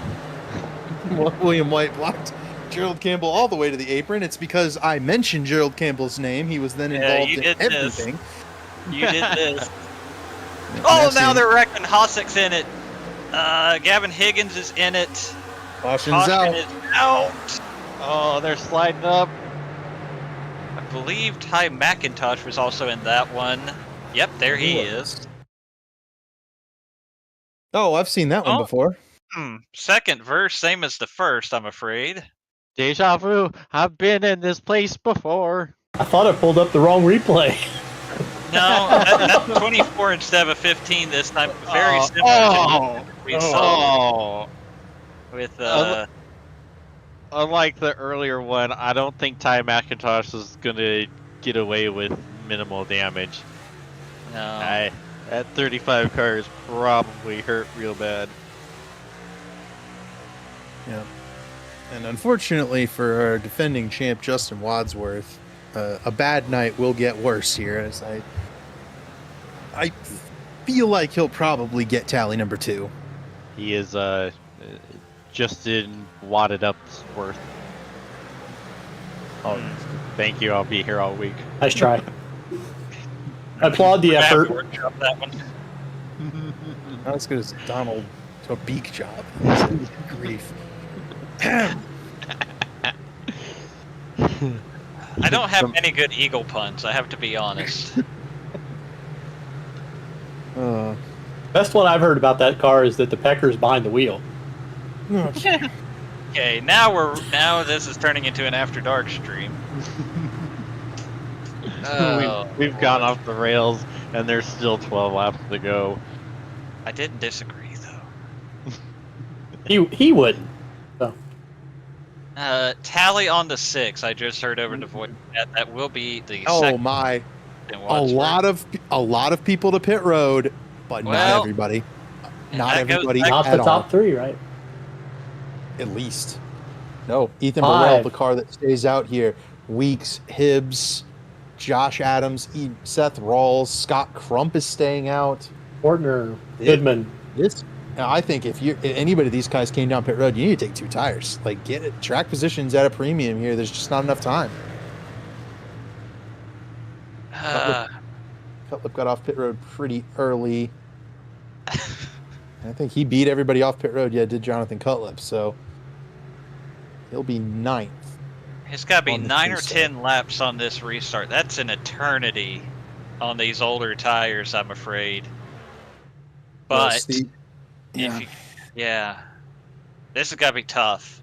Because even at this point, because so many cars pitted there, even if you get another caution, then you've got to pass 20-some cars on much more level footing if you do get that late caution again. This has got to be tough for these front runners, I'm afraid. Tough for him, but if you're Matthew Weeks, you got nothing to lose. He's got a race win in the bag. Yes. I feel good about that. Burrell's got a lot of points in the bag. A bad points finish for Ethan Burrell's not going to hinder him. Gavin Hibbs needs a win, right? Started off the season poorly. Josh Adams, same deal. Seth Rawls, same deal. These guys need to get up here and fight for it. I like the call for 2 tires from Cutlip and Gable. I think that's certainly going to put them in position to be those first cars. And Tyler Fode, Ethan Stanley, and Blake Reynolds are going to need to show why they are the premium trio in this league right now. I think it's going to be a really exciting finish, but Ethan Burrell could really look like a genius if we make it like one more green flag lap in total over the next 10, because that may just happen. Now, Yeah, it's still gonna take a minute for all the cars that pitted to have cars that stayed out. Obviously, it's not gonna be super difficult, especially since we've seen like Blake Reynolds cut through the field on even tires. But you're only gonna have 9 laps to go. It's not impossible. It's not likely, but it's not impossible for at least one of the cars that stayed out to stay ahead, or at least stay in the top 5. here's the catch-22. Here's the catch-22 for a guy like Matthew Weeks or Gavin Hibbs. You almost need cautions to keep those fresh tires behind you, but you need enough time to get around Ethan Burrell too. Well, the answer is easy. Just ship Ethan Burrell into turn 1. Well, The law requires I say that I do not advocate that. I don't know if that's the move, but It's a move. it's a move that would accomplish the end goal that I've suggested for sure. See if they can do it without wrecking anybody else here. Ethan Burrell, Matthew Weeks on older tires, gonna lead him down to the green for Pro Edge Racing. Pace car is off, green flag is out. Burrell leads that bottom lane through. Gavin Hibbs with a big push. Rawls and Crump working their way forward. The 2 other cars on old tires. By the way, Justin Fortner, Michael Goodman. Goodman's 3 wide in the middle of the field here with Gaveld up to the outside. That 0-1's got the 2 tires. Let's see if he can make a big run down the back straightaway here. It's him and Jonathan Cutlip and Tate Lytle are the 3 cars you're going to be looking for. Dispatching early of these cars with the older tires. It's Ethan Burrell leading, Weeks and Hibbs side by side, and then a ferocious pack behind. Jonathan Cutlip is going to be high, wide, and handsome this time through 3 and 4. Ryan Gable trying to find anywhere That's he can not going to squeeze work. through. Oh! Gable cut to the inside of Scott Crump. Now Cutlip will be to the bottom of the track. He'll use those 2 right side tires to get some grip. Fire it around Adams. He'll go after Seth Rawls. Will Jonathan Cutlip. They're on the bottom, though. They're not in the preferred lane. It's Tate Lytle in the preferred lane. Oh, Gable in the wall. I reckon.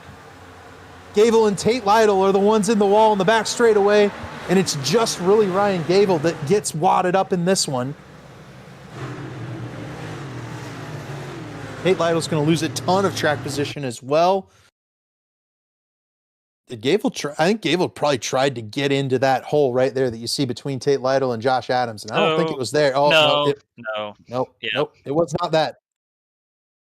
Was not that. Got in the back of Cutlip, and it sent that 0-1 car to the right.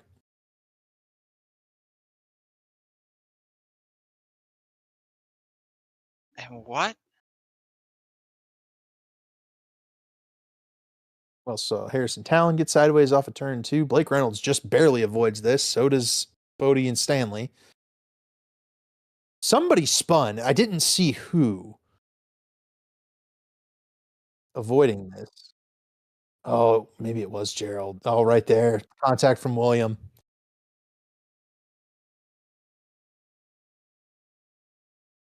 I think he's going to save it though. I don't think Donald hit anything. I think he did just get sent sideways.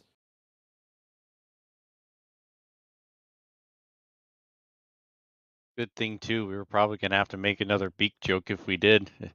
Yeah. Nobody wants that. The reaction by Tooker and some of those guys. Gerald was just a little bit late on it, and when he got over into the William White car, which was already down below.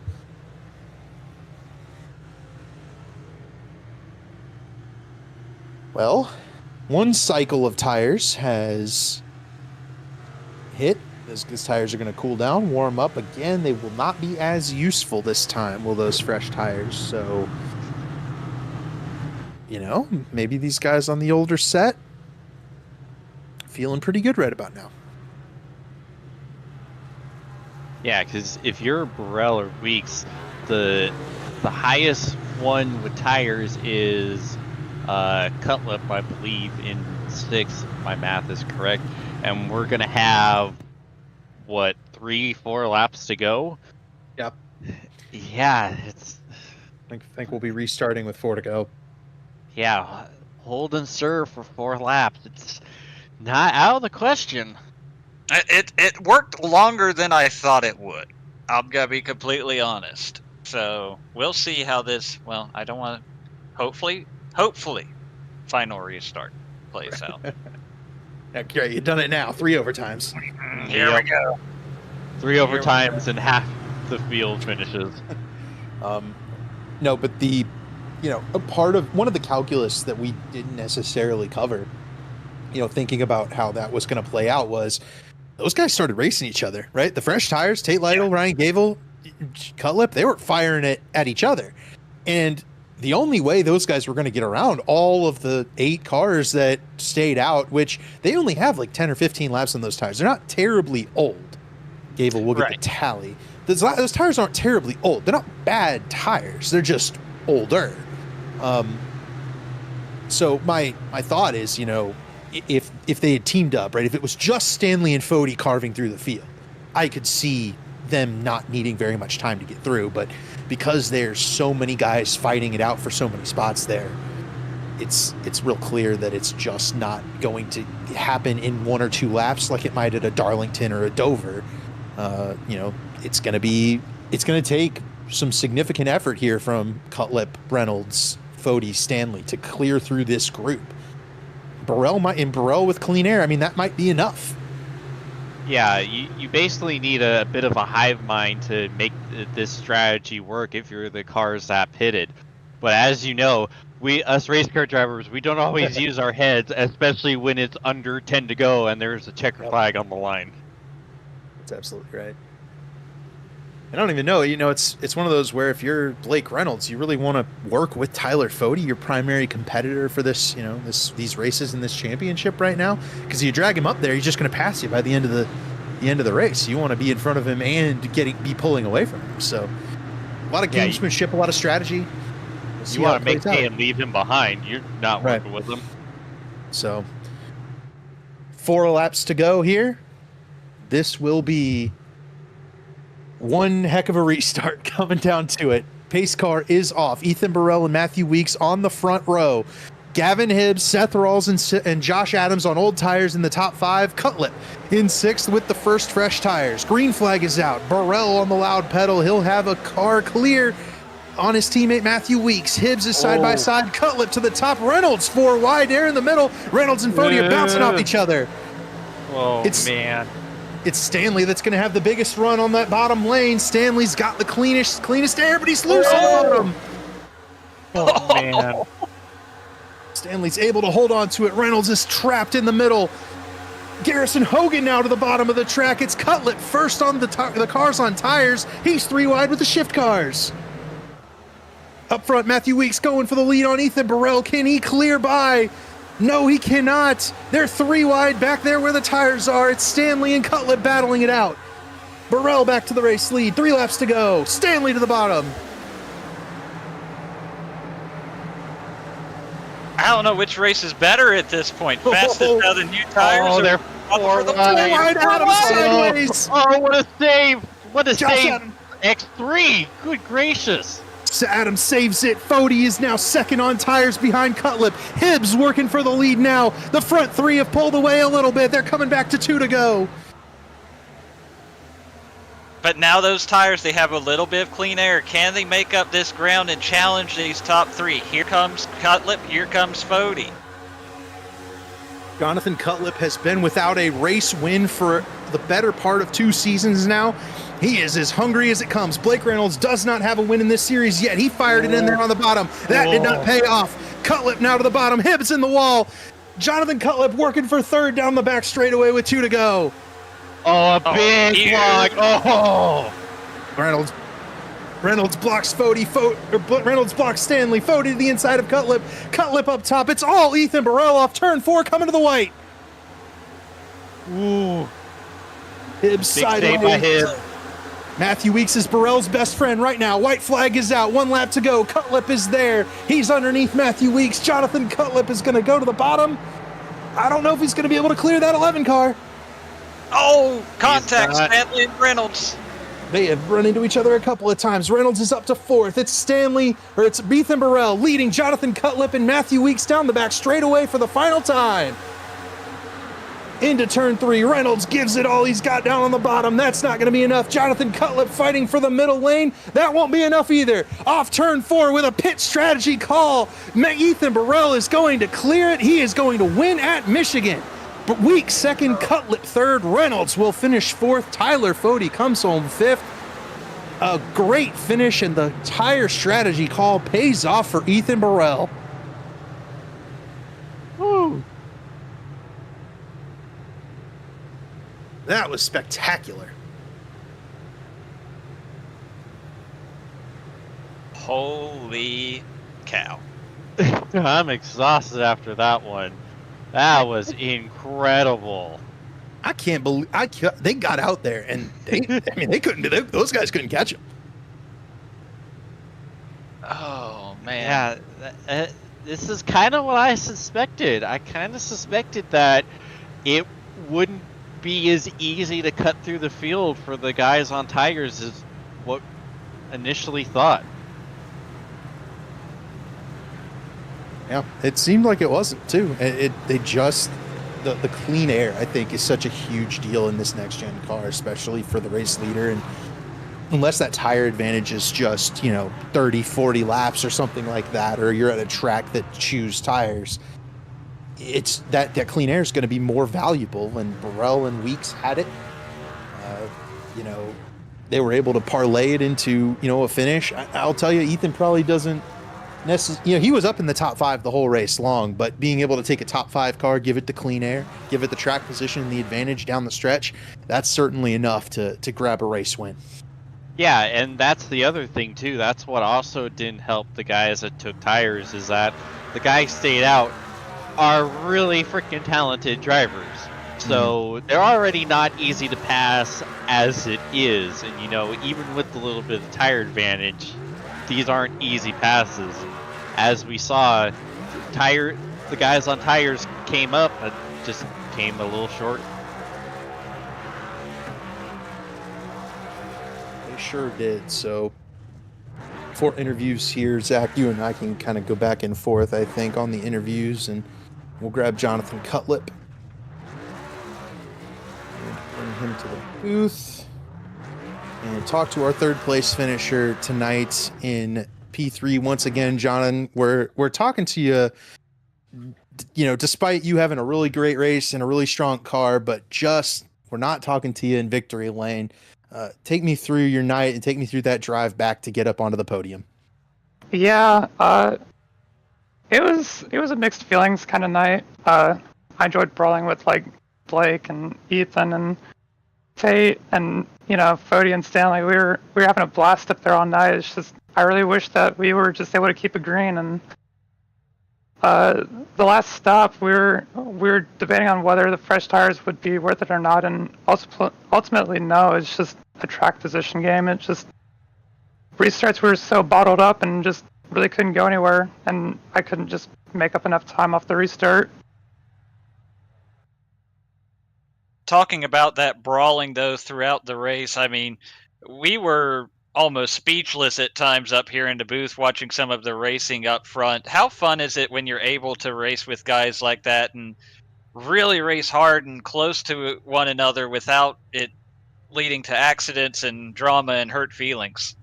Yeah, when you can race with people that you trust 100%, it is probably the most fun that I will ever have, like, anytime. Just we're throwing sliders, four wide, side drafting, just super on top of each other, just fighting for each inch that we can get, and just that was, like I said, I wish we were able to go green, but yeah, that was a lot of fun. Well, John, the way this series is, right? The only guarantee is a race win with this kind of win in format, and it's kind of been a point of us that we've had to make up here in the booth that despite your constant pace, constant speed, you just haven't gotten one of those wins. Looking forward, where do you think is your best chance to go out there and finally break that drought? Because between you and me, it's coming. It's the amount of times you put yourself on the podium and in the right spot. You're going to get one here soon. I don't really look at that, to be honest. Like the luck side of it never falls our way, so I'm kind of just like out here driving. But yeah, I don't even know where we are in the points. It's kind of just like, week to week, I'm just out here driving. It's not a focus of mine. It never has been, and it never will be until it actually matters for something. But I'm just having a good time out here. Well, definitely a good time for you and a good time for us here in the booth tonight. Before we let you go, Jonathan, who do you have to thank on this podium finish? Thanks to Fueled Up Racing. It's a great group of guys to hang out with. Race EPI, another great group of guys, great setups.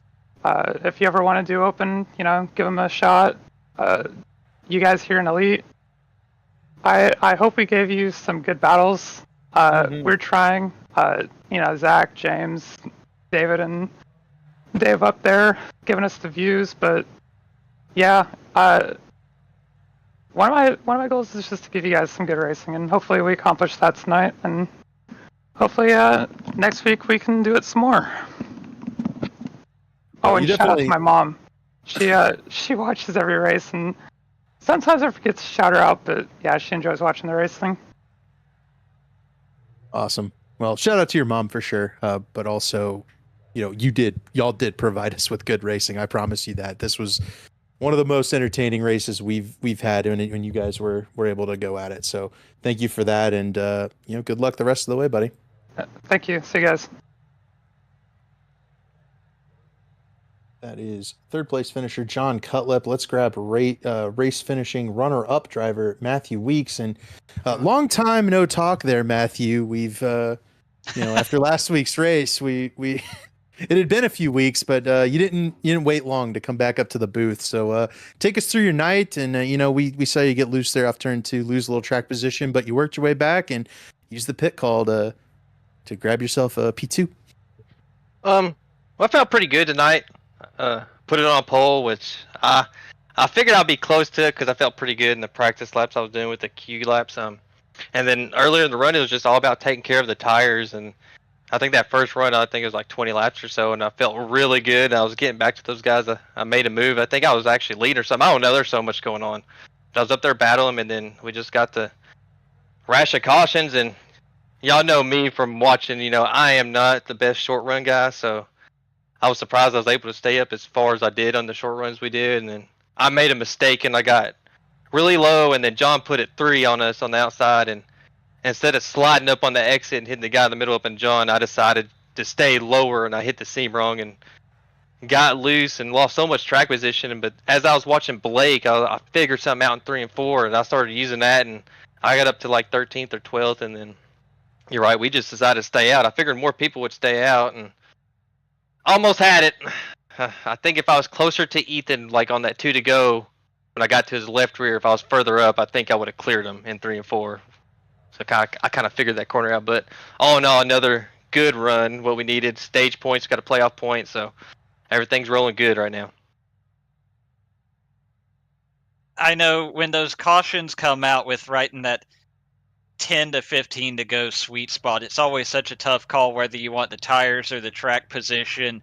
When you saw after the decision was made who had stayed out, how many cars had pitted, what was kind of your expectation or outlook at that point? Ethan and I were talking. It was like we thought more people would, and to be honest with you, we thought we would probably lose the lead. You know, we thought those guys would be there a lap or two sooner, and luckily we got that one caution right there. I think that kind of helped us. And then, as I was looking into my mirror on the last restart and seeing them like 5, 6 wide and blocking and all that, I'm like, okay, we're looking good. I was like, I just got to focus on Ethan here. So I was worried for a minute, but I knew a lot of them took 2, so I wasn't that worried about it. Well, Matthew, I've tried to bring this third question in as kind of a playoffs question. You are locked into the playoffs, obviously. Did that have any impact on your decision to stay out there to work with Ethan and try and grab a race win? Or were you just, because, I assume that because you're locked in, because you don't have to necessarily worry about that points, you're just go out here hunting for race wins and trying to get the best results you can. And, kind of that risk kind of goes out the window a little bit. Yeah, 100%. After I seen who I pitted and we talked, I was like, I was staying out anyway. I was like, I got to win. Whatever happens, happens. I'm locked in the playoffs. I got my playoff point early in the race. I said, so if I win, I'll get an extra, 5 playoff points. If I don't, I'll at least get a good point day if I don't get killed. So yeah, that really played in the decision of me staying out. Well, I know we heard all about it last week with that big win at Indy, but while we've got you here again, let's get those shout outs and thank yous on this runner-up finish. Shout out to my boy Ethan for picking up a win. I know it's been a rough couple first weeks too, and finally get on the roll at Indy. So he finally picked up his win of the season. So shout out to him. All the Pro Edge guys were running well. I seen Trey was up there, and I think he got loose or got caught up in something. So I feel bad for Trey. He's just having one of those seasons, and that's just like the first season of every guy that joined Pro Edge has been bad. So it's just a thing I guess we go through, and I guess Tate had a rough night too and got killed late. Shout out to Betty who's over there watching. Pro Edge put on a good show. All the fans. I hope y'all enjoyed that race. It was the green flag laps and a hard battle, and that was fun. Like I'm sweating from the last 9 laps we had. JV Designs. My buddy Justin Venomro with this beautiful scheme. And then my buddy John Cullip at JD Designs. Hit those boys up for some paint schemes and make really good schemes. Shout out to all the sponsors that's part of the league that helped this thing go. Couldn't really do it without y'all, and shout out to Chad for running the league, and you guys in the booth, man. Y'all deal with a lot sometimes when we have these kind of races, and y'all always do good up there, so I can't wait to watch it back. We appreciate it, Matthew, and congratulations on P2. And obviously, we've seen you last week with a couple of good runs now, so hopefully that monkey's off your back and you're ready to get back in here and fight for this championship. So good luck the rest of the way, and we'll catch you next time. All right, man. Thank you. Y'all have a good one. All right, and let's grab race winner Ethan Burrell.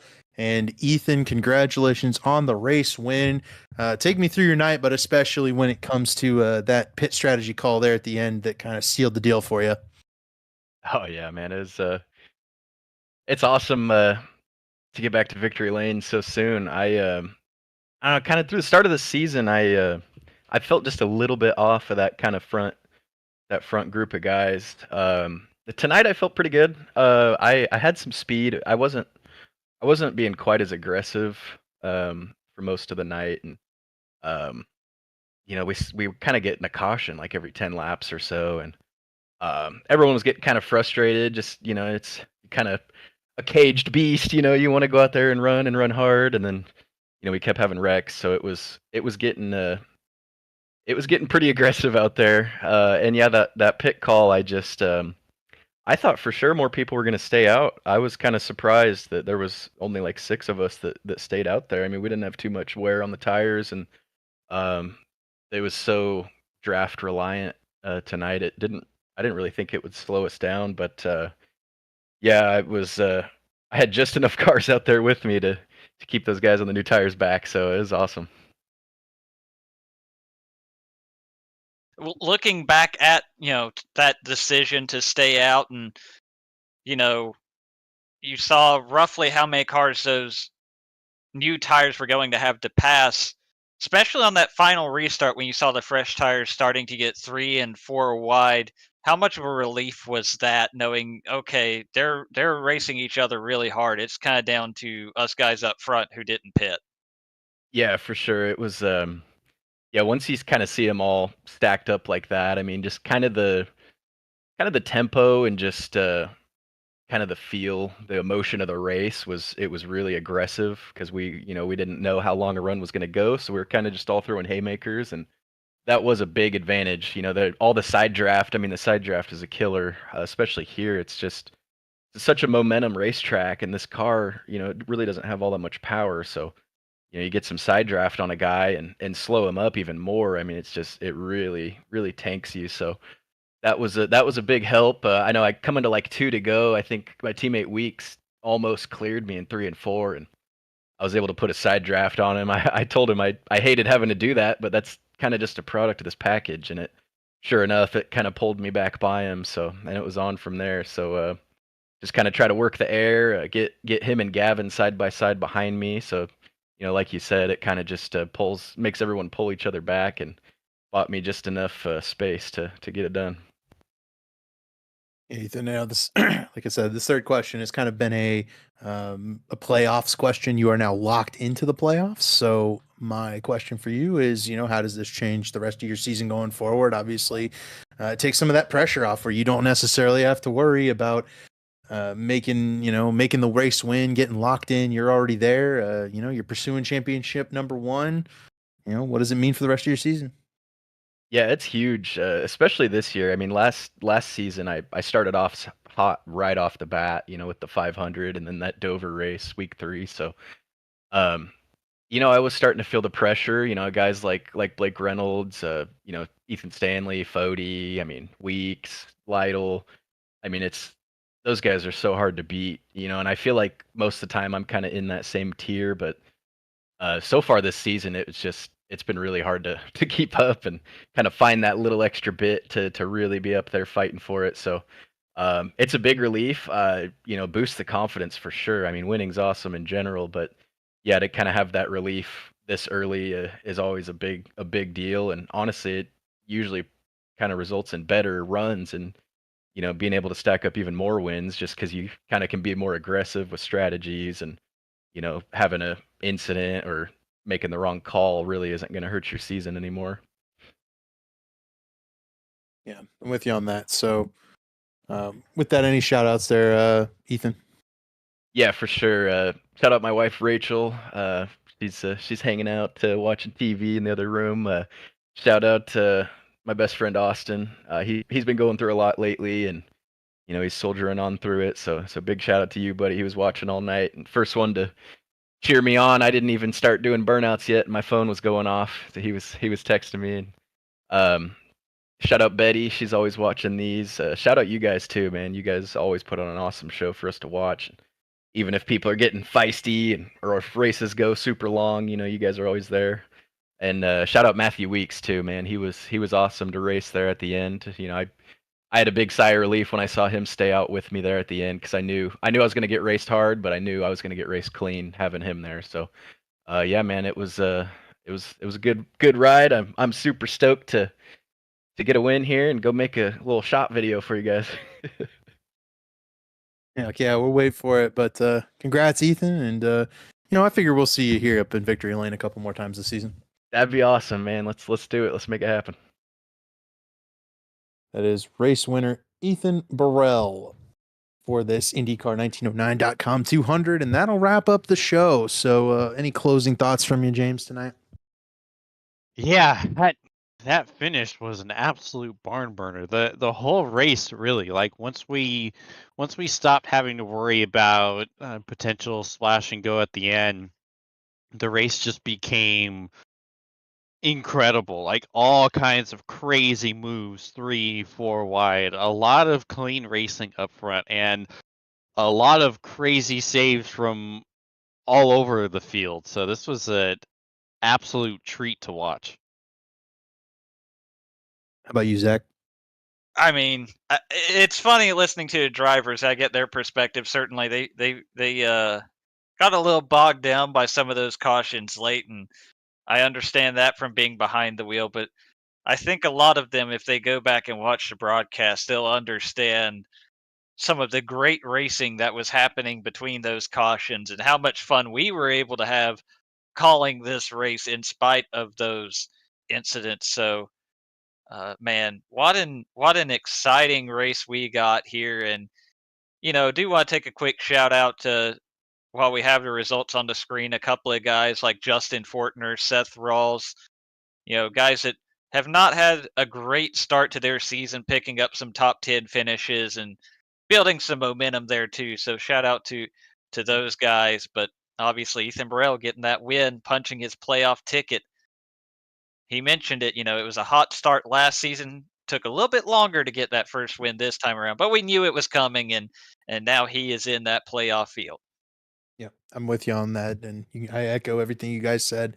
A fun race, maybe despite some of the complaints of this next gen car, and ultimately we're able to, have a good broadcast hopefully, and this will close it out. So for all of us here at the Elite Racing Network, for Belly Up Sports and David Huckleberry, James Watson, Zach Evans, and David Westergreen, that was the IndyCar1909.com 200. We'll catch you next week.